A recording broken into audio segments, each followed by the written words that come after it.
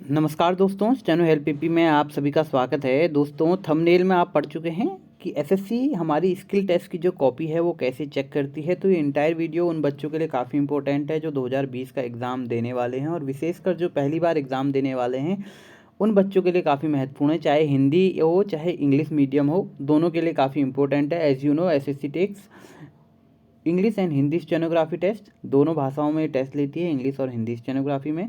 तो किस प्रकार से एसएससी आपकी गलतियों को कैलकुलेट करती है, क्या कॉमा की गलती होती है, क्या पूर्ण विराम, क्या फुल स्टॉप, क्या क्वेश्चन मार्क काउंट होती है, कौन से वर्ड कंप्लीट मिस्टेक में काउंट होगा, क्या हाफ मिस्टेक में काउंट होगा, और क्या फॉर्मूला है एसएससी का कंप्लीट रिगार्डिंग स्किल टेस्ट की कॉपी को चेक करने का, ये सब हम इस वीडियो में डिस्कस करने वाले हैं। सो अगर आपने अभी तक चैनल को सब्सक्राइब नहीं किया है, first of all subscribe channel, press the bell icon, और इंस्टाग्राम के पेज से हमसे जरूर जुड़िएगा, स्टेनो हेल्प पीपी। देन आप हमारी टेलीग्राम ग्रुप की लिंक से नीचे डिस्क्रिप्शन में जुड़ सकते हैं। देखिए, मेरे पास एसएससी की ऑफिशियल वेबसाइट मैंने खोली हुई है, ताकि आप ऐसा ना समझे कि मैं कह रहा हूँ, मैं सही कह रहा हूँ या गलत कह रहा हूँ। सारी चीज़ें आपके सामने एज अ प्रूफ मैं रखने वाला हूँ, तो आप अच्छे से देखिएगा। और जो भी चीज़ें रहेंगी, मेरा जो एक्सपीरियंस है या और बच्चों के साथ जो मैंने डील करा है, बातें करी है, उनका जो एक्सपीरियंस है रिगार्डिंग स्किल टेस्ट, उस पर मैं बेस कह रहा हूँ। आप इस कैंडिडेट कॉर्नर में जैसे ही क्लिक करेंगे, आपको स्क्रिप्ट एवोल्यूशन एक चीज़ दिखेगी एसएससी की वेबसाइट पर। इस पर क्लिक करिएगा, एवोल्यूशन ऑफ स्टेनोग्राफी स्क्रिप्ट आपको यहाँ पर देखने को मिलेगा। ये एक पीडीएफ आपको यहाँ पर शो होगी, आप इसको डाउनलोड करिएगा। डाउनलोड इसको जैसे ही खोलेंगे, आपके सामने कंप्लीट एक चीज़ एसएससी का यहाँ फॉर्मेट खुल जाएगा। Evolution of transcript of stenography test, nature of mistake, mistake कैसे काउंट होगी, ये सब आपको देखना है।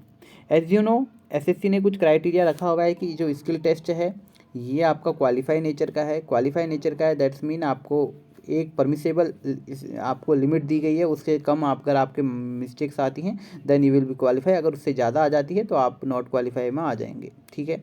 ग्रेड डी के लिए अलग है, ग्रेड सी के लिए अलग है परमिसेबल, कितनी मिस्टेक परमिसेबल हैं या नहीं है, ये सब चीज़ें अलग अलग है। अगर चाहते हैं कि आप इसके बारे में नॉलेज प्राप्त करना, तो आप कमेंट बॉक्स में लिखिएगा, मैं सेपरेटली वीडियो बनाऊंगा उसके रिगार्डिंग।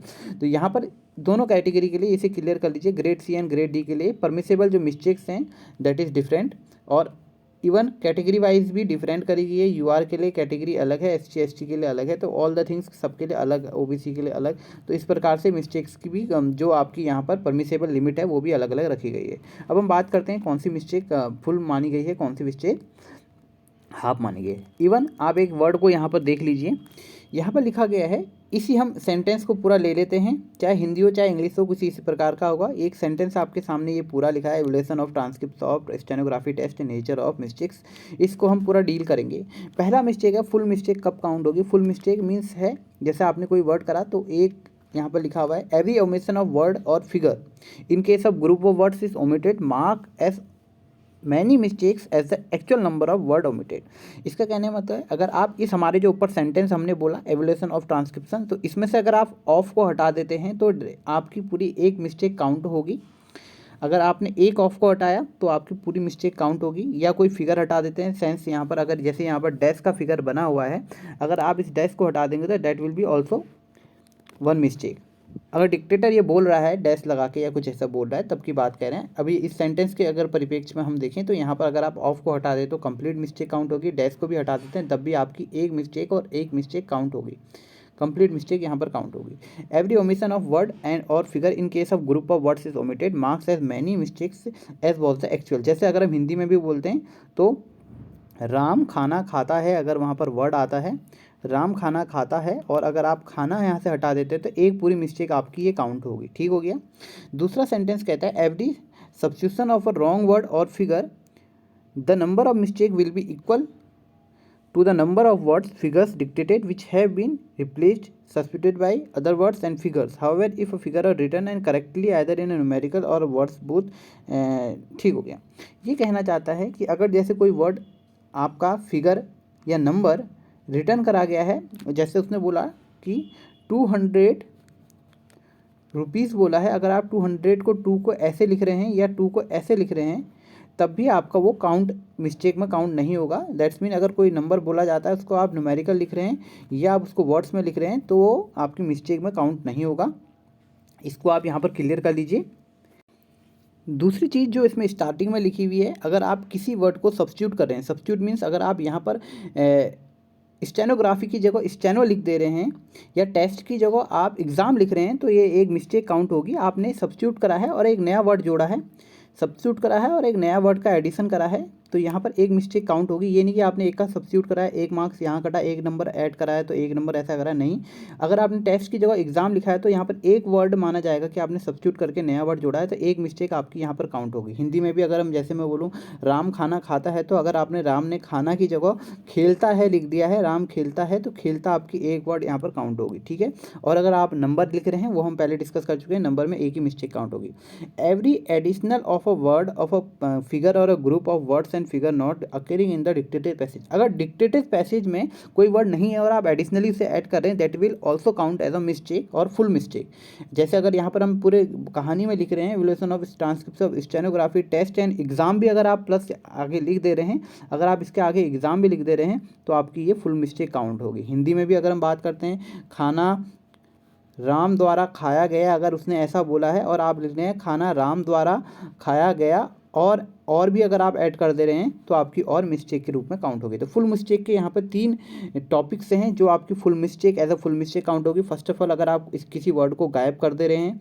दूसरा, अगर आप in case of word of group of words omitted marks as, जितने भी अगर आप ग्रुप को करेंगे, जितने वर्ड्स को करेंगे उतनी काउंट होगी फुल मिस्टेक। दूसरा, अगर कोई नया वर्ड वहाँ पर लिख रहे हैं उसकी जगह पर वो काउंट होगा। अगर नंबर सेम लिख रहे हैं, 1 का ONE 1 लिख रहे हैं, उसका आप न्यूमेरिकल बना रहे हैं, तो वो मिस्टेक काउंट नहीं होगी। और अगर कोई नया वर्ड आप उसमें ऐड कर रहे हैं, वो आपकी फुल मिस्टेक में काउंट होगी। आपकी फुल मिस्टेक की परिभाषा आशा कर रहा हूँ सब समझ में आपके आ रहा होगा। अब इसको PDF को आप बाद में अच्छे से देख लीजिएगा। हाफ मिस्टेक कहाँ पर काउंट होगी? हाफ मिस्टेक देखिए, half mistake wrong spelling including transposition of letters in a word and also omission of a letters of the words, misspelling of a proper noun and unfamiliar names are ignored. If wrongly spelled words occurs more than once in a passage, it will be treated as a single mistake. Single half mistake के रूप में count होगी। इसका कहने का मतलब है, जैसे अगर आपने, जैसे मैं यहाँ पर लिख रहा हूँ, हमारे पास जैसे एवोल्यूशन जो वर्ड था, इसमें अगर आप इसकी स्पेलिंग को गलत लिख देते हैं, इसकी जगह के आप EVELUATION लिख देते हैं, तो यहाँ पर आपने ए की जगह ई लिख दिया है, तो एक मिस्टेक की तरह, हाफ मिस्टेक की रूप में काउंट होगा, ठीक है। हाफ मिस्टेक की काउंट होगा। और अगर आप किसी also omission of letters form, अगर आप इसके आगे पीछे लिख दे रहे हैं, दैट्स मीन अगर आप AVEUTIAAON लिख रहे हैं, तब भी यहाँ पर आपकी हाफ मिस्टेक के रूप में काउंट होगी। दूसरा है, अगर आपने एक कोई प्रॉपर नाउन है, कोई नाम है, जैसे राम आ रहा है, आप उसके राम की स्पेलिंग, जैसे बहुत सारे, जैसे बलजीत नाम आया, बलजीत हिंदी में तो हम डेफिनेटली लिख देंगे, इंग्लिश में आप अगर जैसे बलजीत लिख देते हैं, तो कोई ऐसे लिखता है, कोई ऐसे लिखता है, और कॉमन नाउन है, तो अगर आप उसमें एक मिस्टेक को, इसको अगर ऐसे लिख दे रहे हैं तो ये काउंट नहीं होगा। बट बार बार अगर अक्यूरिंग कर रहा है, तो बार बार आपको एक ऐसा वर्ड लिखना पड़ेगा जो बिल्कुल सही हो। बार बार वो गलती आपकी काउंट नहीं होगी प्रॉपर नाउन के केस में, वो बार बार में फिर आपकी मिस्टेक के रूप में, हाफ मिस्टेक के रूप में उसे देखा जाएगा। अगर आप सिंगुलर और प्लूरल नाउन के बीच में डिफरेंस कर रहे हैं, तब वहाँ पर भी आपकी हाफ कही जाएगी। अगर है तो है लिखेंगे, है तो है लिखेंगे। अगर आप इस प्रकार की गलती कर रहे हैं तो ये हाफ मिस्टेक के रूप में काउंट होगी। अगर आप है लिखते हैं या आप हैं लिखते हैं, तो दोनों में अंतर है। ये प्लूरल, ये सिंगुलर है, ये प्लूरल है, तो आप दोनों में अगर करते हैं तो हाफ मिस्टेक काउंट होगी। Use of small letters at the beginning of the sentence, ये तो इंग्लिश के लिए ज़रूरी है। देखिए, यहाँ पर बहुत से बच्चे के मन में डाउट है कि कॉमा, आपका comma, full stop, question mark, इन सब का यूज़ होता है या नहीं होता है। देखिए, एज अ माई एक्सपीरियंस, या मैं कहूँ कि एसएससी के जितने अभी तक जो भी सारी चीज़ें रही हैं, और एसएससी ने भी इवन अभी तक ऐसा कुछ बताया नहीं है, तो definitely it is clear that कि कॉमा, फुल स्टॉप और क्वेश्चन मार्क की कोई मिस्टेक आपकी काउंट नहीं होगी इवन। बट इंग्लिश स्टेनोग्राफी में थोड़ा सा विशेष ध्यान देंगे, क्योंकि हमारे एसएससी स्टेनोग्राफर के डिक्टेशन में वो बोलता नहीं है डिक्टेटर, कॉमा, फुल स्टॉप। जब कोर्ट के जो डिक्टेशन रहते हैं उनमें बोला जाता है कि राम ने खाना खाया, कॉमा, उसने ऐसा किया, फुल स्टॉप, ऐसा बोला जाता है। बट एसएससी ऐसा नहीं बोलता है, तो आपकी कॉमा एंड फुल स्टॉप की मिस्टेक काउंट नहीं होगी। बट अगर आप इंग्लिश स्टेनोग्राफी है तो आपको ये थोड़ा सा ही ध्यान रखना चाहिए कि कहाँ पर फुल स्टॉप, अगर आप फुल स्टॉप का यूज़ अपने आप कर रहे हैं, क्योंकि हमें आदत है हम फुल स्टॉप का यूज़ करते हैं, तो उसके बाद कैपिटल वर्ड आना चाहिए नहीं आना चाहिए। बहुत से बच्चे ने मेरे को रिप्रेजेंटेशन भेजी थी जो उनकी कॉपीज़ की थी, सर हमारी मिस्टेक काउंट होगी और कॉमा नहीं माना जाता था,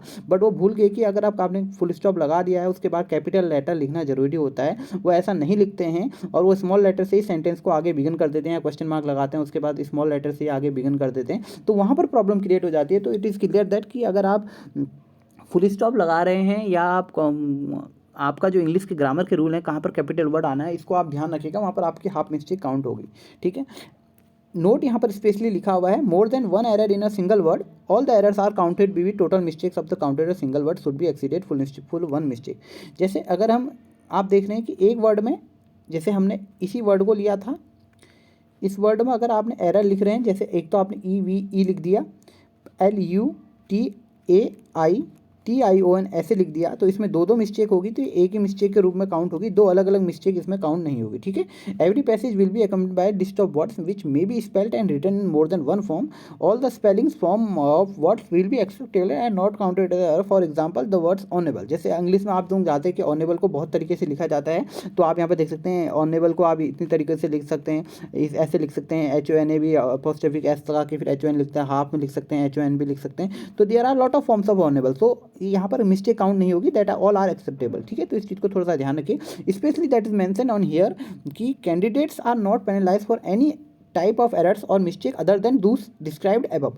इनके जो इसके ऊपर लिखा हुआ है इसके अलावा आपकी कोई मिस्टेक काउंट नहीं होगी, that's mean question mark, comma, full stop, that type of things are not mentioned above, so they all are exempted from mistakes. ये आपकी मिस्टेक से काउंट नहीं होंगे, यहाँ पर क्लियरली इन्होंने यहाँ पर मेंशन कर दिया है, तो दैट इज क्लियर दैट कि कॉमा फुल स्टॉप इसकी मिस्टेक काउंट नहीं होगी। बट आपको ये ध्यान रखना है इंग्लिश स्टेनोग्राफी वाले विशेष कर कि अगर आप कॉमा फुल स्टॉप आप फुल स्टॉप एंड आप क्वेश्चन मार्क यूज़ कर रहे हैं, देन आफ्टर आपको स्मॉल लेटर की जगह वर्ड जो सेंटेंस है उसकी स्टार्ट कैपिटल लेटर से करनी है, वहाँ पर आपका एरर काउंट हो सकता है। The above guidelines will be valid for Hindi stenography test also, so it is clear that Hindi stenography के लिए भी ये सारी चीज़ें रहेंगी।